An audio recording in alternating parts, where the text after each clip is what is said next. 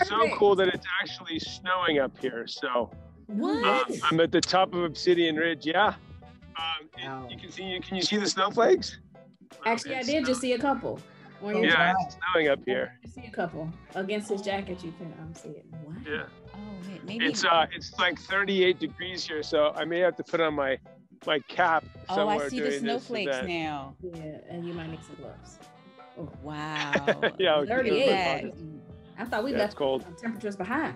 Yeah, well, we get these cold shots from coming down from the north this time of year. So we're in the middle. I'm at the top of Obsidian Ridge, and it's almost 3,000 feet in elevation, so it can get pretty cold here. Nice to see you. Nice to meet you. Yes. Hi, Peter. How are you? I'm well, thank you. Can you hear me all right? Yeah, yeah. You sound great. Really Yeah, you sound great. So where are you? So I'm at the top of Obsidian Ridge. We are the highest vineyard in the Mayacamas Mountains. The Mayacamas separates Napa and Sonoma valleys. This is an abandoned walnut orchard that we found 22 years ago, planted it 20 years ago, and we make our Obsidian Ridge wines from here. So that's where I am right now. And we're just up here doing winter work, and I thought I'd come up and speak with you all while I'm up here in the vineyard. How do you I didn't expect it to snow. How do we find the vineyard? How do you find an abandoned vineyard and just start producing such great fruit to make this marvelous wine? Yeah, well, that's a good question. I'd love to say that we had a grand strategy, but a lot of life is just serendipity and luck.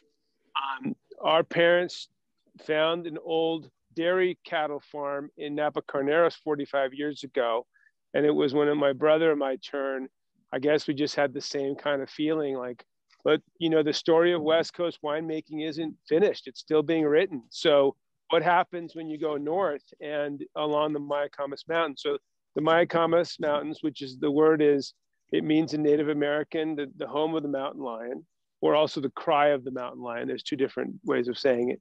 But the Mayacamas has produced this amazing mountain Cabernet, Mount Veeder, Spring Mountain, Diamond Mountain. Howell Mountain is not the Mayacamas, but it's right across.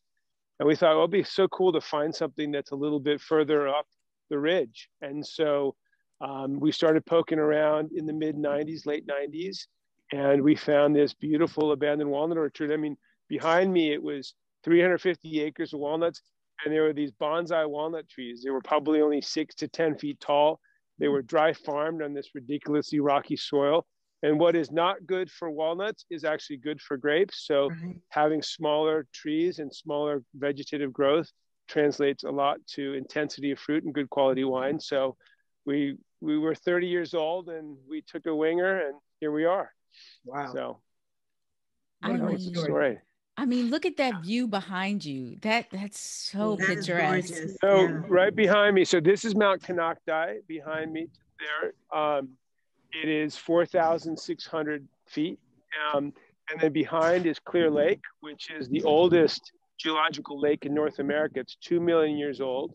And this was once one of the most, it is the youngest volcanic flow in Northern California. In fact, this soil that we're on here, this was still exploding 10,000 years ago rather.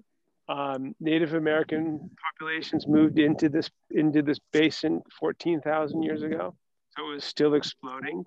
And right behind me, on the other side, we have a 5-acre surveyed Native American archaeological site. And this is where they made tools out of this very sharp obsidian. It's not even a rock, it's silica, it's glass. Wow. So it's a spectacular area, part of California. Beautiful. Do you have, hi Peter, I'm Leslie. Do you have any, do you have issues with irrigation? Do you have to, did you have to put in an irrigation system, or is it natural irrigation there? No, we did. Because the soils are so rocky, the water holding potential is very low. But that means we do have to water, like many of the vineyards in California, right? We have no rain here really between May and November. And so as it happens, we have a fractured volcanic zone below us, and that it's not like a reservoir underneath us. It's basically like, think about it like an ossified sponge, and all the water hits the vineyard and this ridge around me and settles into that. Our hydrologist tells us we may be using water that's 600 years old. That's how long it takes to kind of percolate down there.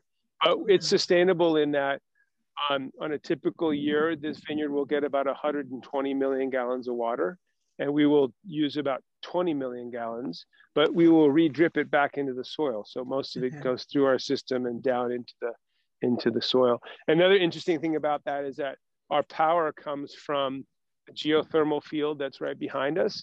It's the largest active working geothermal field in the world. It produces enough power to power 2 San Franciscos. So all of our power is sustainably generated by those geothermal vents, which is much of the same activity that created this obsidian in the first place. We're on top of what's called the North Coast Magma Pocket. It's one of the thinnest parts of the Earth's crust in North America. And we have a flume of magma right underneath where I'm standing that's kind of heating those geysers and created the volcanic activity that created all this obsidian. So if you're a geologist, geologists love Lake County. Winemakers too, but geologists first and foremost. So what is the climate like? How would you describe the climate since it's snowing right now, which is a little surprise to me, but yeah, please tell us about the climate. Yeah, so we're in a mountain climate zone here, which is quite different. You know, so much of grapes love cool nights. Let me just start with that. Essentially, every time a grape is below 50 degrees in temperature, like your fridge at home, it stops metabolizing. And above that temperature, it starts ripening when it's not snowing, when we actually have a growing season. But what that means is that most really great wine regions are cool at night, either because they're close to the ocean, like you would imagine Sonoma Coast, higher in latitude, like Burgundy, or higher in elevation, like where we are in the high Mayacamas, or perhaps the Andes is a good example, like Mendoza. And each of those climatic factors allows the nighttime temperatures to drop, especially during the last part of harvesting, where a lot of the exciting parts of ripening happen, or the really good parts of ripening happen. So we're in a mountain climate here, which means I'm almost at 3,000 feet of elevation. So a couple different things. One is that we have a lot less humidity, and therefore the air does not hold heat so much. So if you live in a warmer climate where it's more humid, you can eat outside at night because it stays, warm until midnight.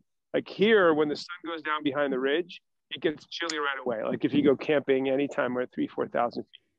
The second thing is that every 1,000 feet you go up, you have 3% more ultraviolet light. And so at 3,000 feet, we almost have 10% ultraviolet light here. And that's what we call luminosity. And that really helps with ripening of fruit. It creates thicker skins. And as you guys know, that in the inside of the grape is just sugar, water, and acid, but all the flavor and the color are from the skin itself. And the skin reacts to more ultraviolet light by getting thicker. It basically builds a sunscreen around its next generation, which are the seeds. So those are the big factors of mountain viticulture generally. Interesting. Wow. So Peter, let's back up. Tell us about tell us about your initial connection to wine. Yeah, so this is a story about how much California winemaking has changed. I don't know if anybody remembers the Pepe Brothers winery, but the Pepe Brothers, it's owned by Kendall Jackson. It's a beautiful little, now it's called, I'll come to you in a second, but it's right across from Mustard's on Highway 29. My parents came from Europe in 1956. They left Hungary during the revolution because of communism after the war, and they settled in San Francisco.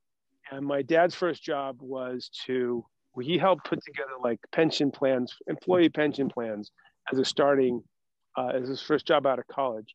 And the Pepe Brothers were one of his clients. Now, the Pepe Brothers, who became quite well known for winemaking, at the time were an Italian family, and their business was taxidermy. They were stuffing animals down by the San Francisco airport. They had 30 employees. And my dad was their advisor on this, and one Sunday, they invite them up for a big Italian dinner at the Pepe Brothers Winery, which is a relatively small little winery at the time. And they just said something random like, Nicholas, the future, my dad's name is Nicholas, the future of Napa Valley is grapes. Now you have to remember at that time, there were more prunes and plums and cattle than there were grapes in Napa in the early 60s. But he got the idea in his head, and he and his friends got together, put some money together, started planting vineyards in the 1960s, late 60s, early 70s. And I ended up working on those vineyards in high school. And I think when my dad had us, my first summer was in a tent, an old Army surplus green tent. But I think they really wanted us to recognize the value of an education. They wanted us to recognize the value of hard physical labor and what everybody did out in the vineyard and understand that. But I fell for it hook, line, and sinker. I really enjoyed it. I got to drive a tractor, irrigate vines, tie vines, just do the basic work that happens in the vineyard. So that was the beginning for me. Wow. Huh. So did any of do you have other siblings, and are they? I do. Well, yes, I have an older sister who's an environmental engineer. My brother, he and I are partners with our other partners in the making wine. Created a family business. Good. Oh yeah. Did you think at 16 you would come back and be in the family business? It's funny. I don't think I gave it a thought. I didn't know. I wasn't against it, but I didn't imagine. I wasn't very specific about imagining. Let me put it that way. What really got it for me was when I had the chance to move back to Hungary after the wall came down in 1990. I left college in 1990 and went back to Budapest and fell into a job where I was working, helping privatize the Hungarian wine industry. And that was very interesting. And it took in a lot of the things I'd studied in college. But the most amazing thing was watching this whole really ancient wine tradition reinvent itself after communism and being part of that. And just the adventure and generosity of all those winemakers I had a chance to meet with, their wines to taste, and they were getting better every year. That's what really hooked me. So when I came back here in the mid 90s after 4 or 5 years in Europe, I knew that wine was going to be my work. Wow. And so what do you mean by privatize Hungarian wine? What does that entail? Sure. So, everything after the Soviets took over Central Europe after the war, they pushed all the Germans out. They won, but then they stayed. So what we think of as the Soviet Empire was really that they never went home. Poland and Czech Republic and Hungary and Slovakia and so forth. But that's a topic for another podcast. Yeah. But so when I arrived, the wall had just come down, and this was August of 1990. And so all these governments and these countries had to figure out, how do you rebuild after communism? Like, it's never been done in the history of the world, where 100% of the economy was run by the government, by the state. Mm-hmm. And so they had to privatize it. And so it was a very complex and not always very well thought out program. I wouldn't say it wasn't thought out, but it was kind of on the fly a little bit, of how do you figure out how to give land and factories and houses and apartment buildings back to people. So that's the work I was involved with. And it depended on the size of the different kinds of companies, but sometimes the companies would just be given to the employees. I was involved with some of those. Some of the big companies were bought by foreign investors because they wanted to bring in money and investment. So that was the work I was doing. Gotcha. So let's talk about Obsidian really quick. Tell us about the outdoor adventure series. Jane, she was very adamant about talking about the outdoors. She said all of you guys who are involved with Obsidian are outdoorsmen, and you do a lot of activities outside. So tell us about that. Well, I'm standing outside. We grow grapes outside. We have a feeling like it's probably appropriate to drink wine outside. So that's really kind of the logic, meaning so the adventure series, you could almost call it exploration series as much. So what we do is we have We have the big volcano. We have a geologist, so we do a hike a volcano series where the geologist will go through how this area was created and all the geology that went into it. We'll drink the wines and we'll just give people context about where something comes from. So, for example, down in our Poseidon Vineyard, that's on the very edge of San Pablo Bay and San Francisco Bay, we'll talk about the wetlands and the influence of the ocean and fog on our wines. We're doing a lot of work right now with Hog Island. They talk about how oysters pick up different flavors from where they are. So look, it's about having fun. We should have fun when we're drinking wine, but we're really trying to bring it outside. I mean, look, there's a lot to say about going into a nice tasting room and it's all set up beautifully and you know, you have your one glass after another. But I guess the difference is maybe if I were to use art, I just thought of this a second ago, it's you either see it in a museum wall or you get to go to the artist studio and see how they build it. So I think in a way we're trying to get people to come to the studio and say, you know, this is why we think this wine tastes like this, because of the elevation of these rocks or whatever it is. I think it just makes it more, like, ideally, we want people to feel as connected to it as we are, in a way. Yeah. That's the idea. And girls, really quick, I actually put the link for all of the adventures in the email that I sent. Scan those really quick and just. Oh, girl, I looked. Yeah. Well, yes. So tell us what your, I guess which one you would select if you were to choose one. It was one on a boat. Yeah. Oh yeah. Yeah. The schooner that we do. Schooner sail on the bay. That's the one. Yeah. It's a beautiful boat, and it's stable and great. You can taste wine without the glass falling out of your hand. the bay can get pretty rough.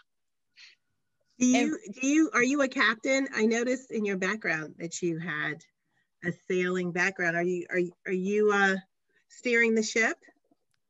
Not on that boat, but I am a licensed captain, as it happens. I grew up on the water around the Bay Area, and I love it very much. So it's part of the work other work I do. I'm involved with a couple of ocean research projects, as it happens, on the off season. Now, this backyard one, does that mean you bring everything to someone's backyard? You create an experience in their backyard? Yeah, so that was frankly a response to COVID.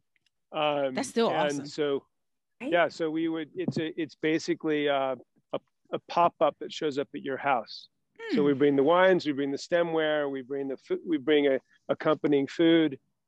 You invite all the friends that you want. You're as distant or not distant as you care to be. And then we do an outdoor tasting for you in your backyard. Oh, wow.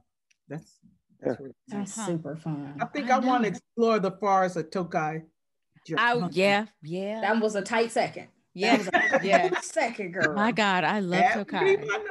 But I saw the boat and was like, oh, I'm on the boat. Like, that's all I can think about.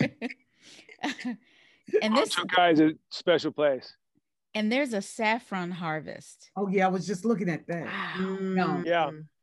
So do you pair? That's food? A couple who came up here. Sorry, go ahead. No, I was talking out loud, thinking of saffron and food and wine. Go ahead, sweetheart. I don't want to interrupt. Sorry. Yeah, so that's a couple who came up here to Lake County, I think 5 years ago, and started planting saffron. I think they're a type of bush. I don't know. And they are now harvesting saffron once a year.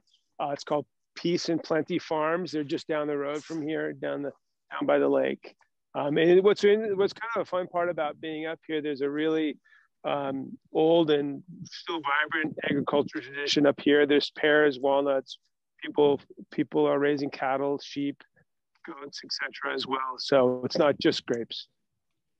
Wow. And what is down the rabbit hole? Right. Down the rabbit hole. So, everything we've done has been a little bit down the rabbit hole, is the way we think about it. Like when our parents found the Carneros property, and it was the first property to be planted in Southern Carneros, or when we found Obsidian Ridge, or when we started working with Hungarian oak, we've always just enjoyed exploring and finding these different traditions, like a lot of them are traditions, wine traditions that have been around for a long time, like Oak and Tokaj. I mean, the village where we have our wood mill has 1,000-year written tradition of coopering. It's one of the oldest cooperage traditions, barrel making traditions in Europe. Oh, I definitely. So the rabbit hole part is just to continue that spirit. So we made Pet Nat. We call it Pezsgő, the Hungarian name, which is a rosé, Pétillant Naturel. We made Piquette, which is we call it Maslash, out of Chardonnay skins.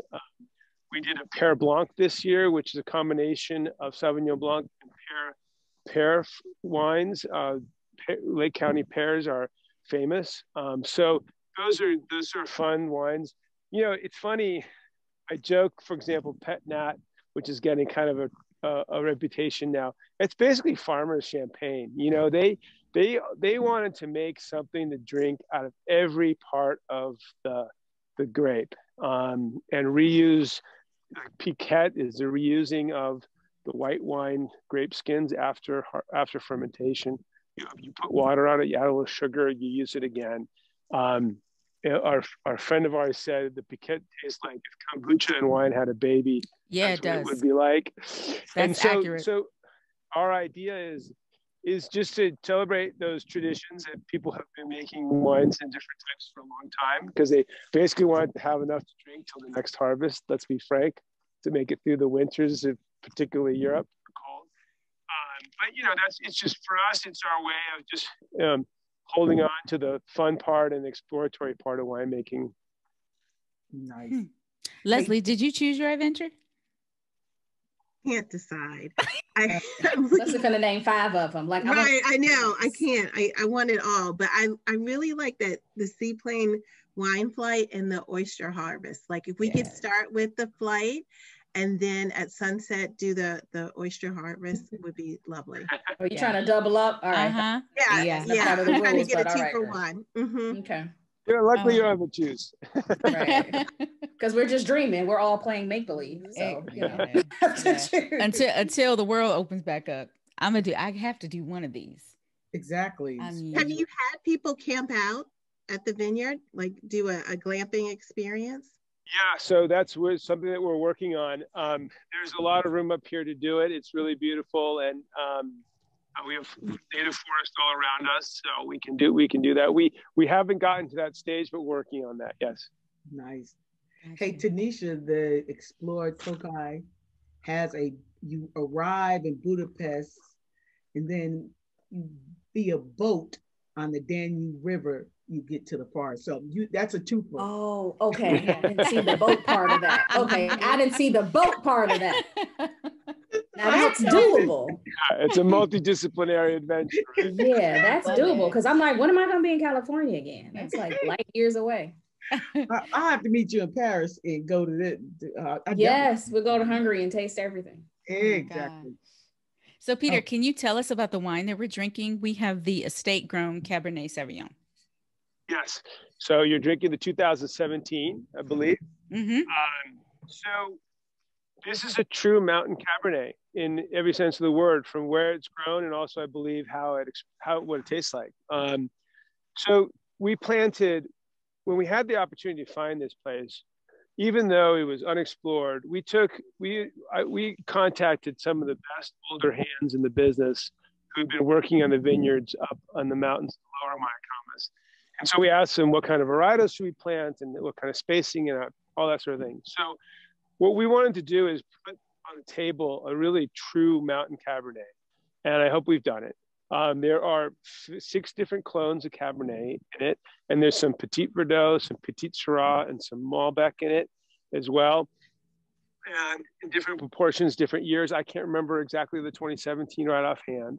But the idea is to really capture not just the vineyard itself, but everything around it. So really good. One of the nice things about the mountains is you're near the forest, and grapes are super sensitive to the compounds of plants around them. In Australia, if they're near eucalyptus, you get that minty character, but here you get this sort of chaparral character. So there's a kind of an herbal note to it without being green, which kind of offsets the sort of intense fruit that you get from mountain cab. There's plenty of tannin, there's lots of structure. Well, another interesting thing about this wine is because of the different elevation profiles of the vineyard, it starts at 2,300 feet, it ends at 2,700 feet almost. The top of the vineyard gets ripe first, the bottom of the vineyard ripens about a month later because of the way the temperature inversion is. The top of the vineyard gives us lots of sort of black fruit and ripeness and volume. The middle of the vineyard tends to give us some structure, and the bottom of the vineyard, we pick at lower alcohol levels or sugar levels, tends to be more aromatic. It's almost like picking 3 different vineyards at a time, 3 different vineyards as opposed to just one. So it's Cabernet, it's classic Cabernet, it should taste like Cabernet, but it tends to be a little bit more focused and not as sweet or rich as some Cabernets can be. And that's just what mountain fruit gives you. And that's what we love it about it. It is really tasty. It's fantastic. I am glad you like it. Yeah, I'm really enjoying it. I'm a cab girl anyway. Did you say that you age it in Hungarian oak? I don't know if you mentioned that earlier. Okay. So one of the random rabbit hole adventures we fell into in Hungary was finding a cooperage. It was in the midst of privatization, as I talked about earlier. Spontaneous privatization was the code word for it. Basically, just gave the company to the people who worked there and said, "Good luck." They didn't give any money, they didn't give any backing. They just said, "Do your best." And so, as it happens, we were introduced to this cooperage. At that time, there were about 22 people there. They were actually making planter boxes for a Home Depot type company in Austria to make men's meat. We worked with them, and now we're back up to 66 people, and we are distributed all around the world. So it's been kind of a good story. But one of the things is that we found out that was unique about it was all of the oak came from the Tokaj region. And what makes that really interesting is that Tokaj and the mountains around Tokaj are one of the youngest volcanic flows in Europe. And they're also quite cool. So they create very tight grained trees that are quite dense. And they are all of Quercus petrea. They're one of the 2 species in Europe, but there are only 2 forests in Europe that have 100% Quercus petrea, Taransaud in France, which is very highly respected, and Tokaj. All that being said, it basically is a very aromatic wood. It tends to be more aromatic and less structural. So it tends to give less tannin in the wine. Sometimes the barrels are used very much, sometimes we call it frame up wine, give it structure. This wine doesn't need structure. It has plenty of fruit structure itself, but we really love to accentuate the aromatics because that's, let's face it, we're all biologically attuned to good fruit and sweetness. That's really what we like. And so this oak is particularly well suited to mountain fruit because it tends to heighten the fruit character of it and really bring up those high tones. And what's interesting about Cabernet, Cabernet is such a great grape, but so often misunderstood. Here's why I say that. We think of Cabernet as just being powerful, and it is. It's great with steak, or it's a substantial wine. But really great Cabernets are also very pretty. And by that, I mean that the high tones of like lavender and rose and those kinds of, even orange peel, all those things, if they are part of that whole structure, that makes Cabernet really exciting. And that's what you get when you have slightly cool finishes to harvest, because some of those high tones remain. If you are in a warm area, and let's face it, Napa is in a warm area. We're the same latitude as Morocco. The only thing that keeps us from being like the climate of Morocco is the very cold Alaska current that comes along our coastline. And Napa makes delicious Cabernets. We all love them, but we've all had Cabernets that are just a little too sweet, a little too heavy. That's what happens when you lose those high tones. It's almost like the high tones are a yin and yang thing in good fruit. So ideally, our oak use, going back to the question about oak, the reason we use this kind of oak is to maintain those high tones in fruit in the wine. Interesting. I've never heard anyone, and please don't take this the wrong way, describe Cab as sweet, but I understand what you're saying.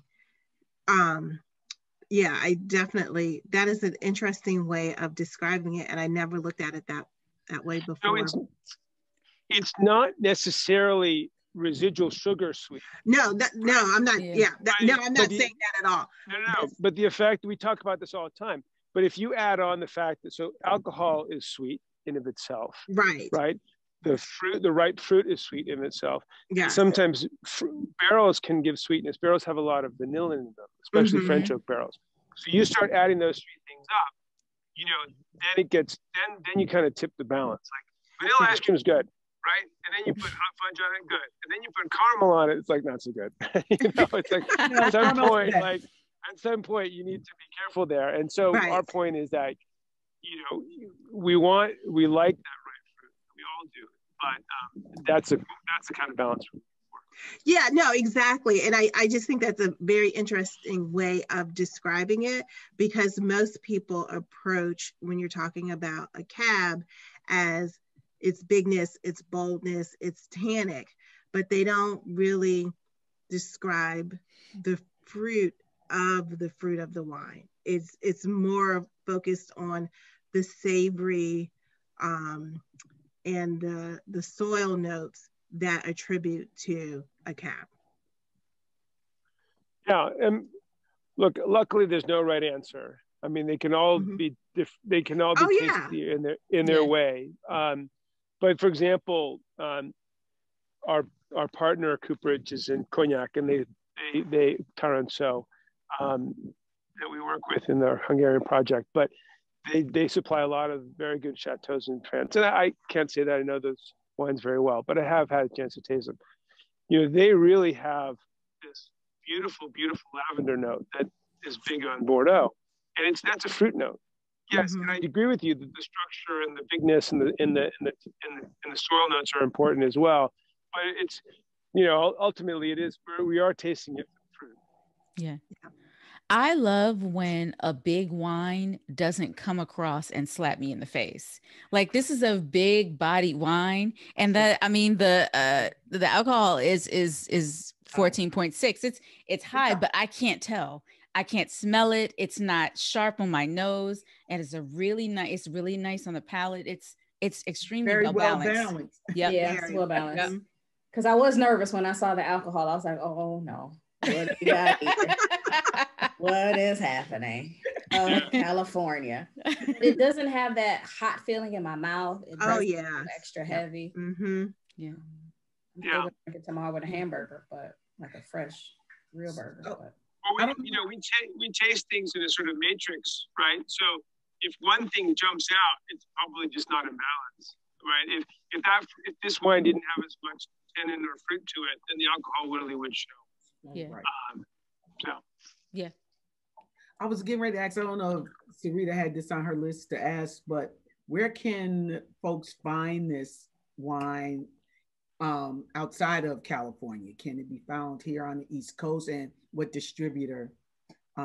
So we are in 43 different states around this country. MS Walker carries us, for example, in the Boston area. In New York, it's what's it called? The it'll come to me because they merged. I can never keep track of it. But we've had really good representation in the East Coast, and all those are on our website. The various distributors for each winery, for each state. But yes, we're widely distributed. We're not in a lot of big box kind of total wines and so forth. We are in a few. Mainly sort of restaurants and smaller wine retailers, but you know, these days also we ship a lot of wine direct as well around the country. Okay, excellent, awesome. So just a few more questions, and these will be just like random and fun, and you just give us whatever answer that comes to your mind. And the first one is for everybody. Name something you wish people did more of. So mind their business wouldn't be a good thing to say. I mean, I was thinking like, I wish people. Okay, Peter, I just had to give you a feel of how silly we can be sometimes. Sure. How about take deep breaths? Oh, I love that. Yeah. You know, I love that. Things will work out. We'll just have to take deep breaths and being generous. You know, I think one of the things I think all of us, I mean, generosity is something we all value, but I think during this last period, especially just the generosity of friends and people you don't even know, and just, you know, our people who have supported our winery and bought our wines, and hopefully our work and has its own generosity, bringing a bottle of wine to the table after during a harder period of time. One of the great quotes I heard, or this last couple of months, was that science will get us out of this mess, but wine will get us through. For sure. So. Big facts. I agree. Yeah. Facts. Yeah. I agree. I love that. My answer is just shut up sometimes. Everybody does not need to know your first burning opinion about something. Exactly. Sometimes if you don't have anything nice to say, just be quiet. They don't need to know your second opinion either. Like sometimes just like, no, just no. Yeah. Yeah, I read a great quote the other day like that. It said, if you can't be positive, then please be quiet. Yes. Yes, exactly. People don't do that enough. Nope. So yeah. Right. No. Leslie, anything before we move on? Thank you. Oh, People say thank you enough. yeah. Yeah. That's a good one. People forgot those words. Yeah. Practice patience. Yeah. Yeah. Oh, I mean, we can name others. Yeah. Like, there are a lot of things I wish people did more. Yeah. I'm like, you're limited us to one. Like We can keep going. Yeah, exactly. Right. Exactly. Okay, our next question. If you received $10,000, what would you do with it? Oh, we up to 10. Yeah, Okay. We're up to 10. Listen, we taking that trip to Tokaj. That's what we're doing, right? Well, Right. There's the Yes, answer. we there got we 10. go. We got That's 10 it. stacks. We going to Tokaj. That's 10 Okay. G's. Exactly. Peter, what about you? You know, I have to say I would give it to my local food bank. Oh, And the reason I say that is because I just can't imagine what it's like to be hungry, to really face food insecurity. I don't want to get too deep on that one, but sure. it's what we do. Like, you know, it's the idea of gathering around with even if you don't have a family, if it's just a couple friends, you know, just somebody you met around a table is just the core of what we're about. And so for me, that's really hit home. I've become aware of how many people really are not that far off from being hungry in our country, which I just can't. That's just not right. Yeah. That's a great answer. Right. Well, then go on to the next question. Yeah, I'm still going to we I'm still going to right. I'm still going to Tokaj with mine. I mean, that's fine, Peter. You can do what you want. Right. Okay. I'm like, is that enough for the schooner ride? I'm still doing that. Okay. What item do you need when you go on a hike? I have no idea what an answer to this could be. Just one item? Do you have like that one thing that you need when you go on a hike? Like another I can't forget I'm going this. on a hike. Another pair of feet for me to go on a hike. Like you can tell who isn't outdoorsy, right? I have been outside, but I'm not outdoorsy. I've been outdoors. Well, if you're going to go on a hike, prayerfully some type of device that you'll have that you can communicate back to somebody that's not on the hike in case something happens. That's what we can use some of that 10,000 for. I'm just saying, because Your satellite phone. I need a reinforcement. Satellite phone. I need that big brick phone to be like, hello, hello. Walkie-talkie, something. Y'all don't have me out there like the Blair Witch Project. No, thank you. And that has happened to me in Alaska. So won't catch me ever again. When it's a little light flex. That happened to me in Alaska. I'm like, I couldn't find my way home on the south side of Chicago. Okay. You said Alaska. I'm telling you, that's another whole story in itself. But all right, Peter, what's your answer? Person. What? Yes. Yes, please tell us. I'm halfway stuck between a good friend or a beer.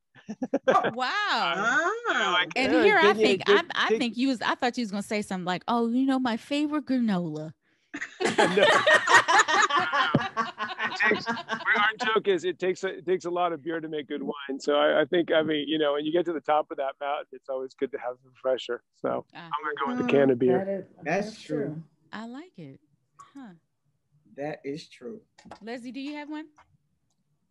Oh, probably like a good walking stick in the canteen.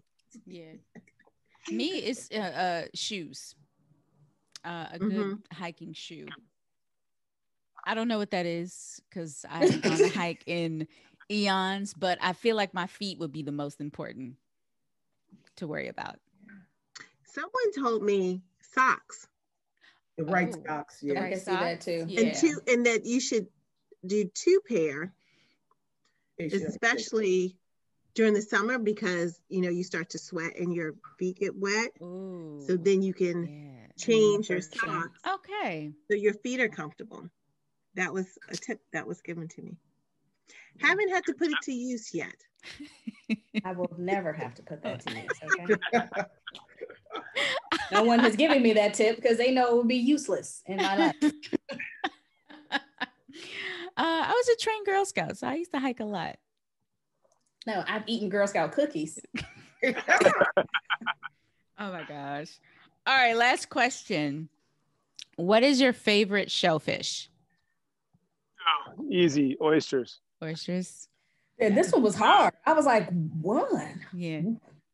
Yeah, that's tough. I mean, but I'll go with oysters. Do you have a favorite type of oysters? Because oysters on the West Coast are so different from East Coast oysters. I think yours are tend to be sweeter. Yeah, I don't have a favorite one, honestly. I mean, I just think they're all good. There's, you know, there's actually just Hog Island, we do a lot of work with Hog Island oysters out here in California. They're just putting out, they've kind of they haven't rediscovered, but just re-commercialized these really, really small oysters, these Olympias that are supposedly were native all up and down the coast. So they're super briny and very coppery, and they're small. Those are quite good. So well, if you ever come to the East Coast, we'll take you to Maryland. There's a big a project that's been going on for the past 5 years about the oyster beds in Maryland. And so now the oysters have repopulated here. It's a huge project on the Eastern Shore.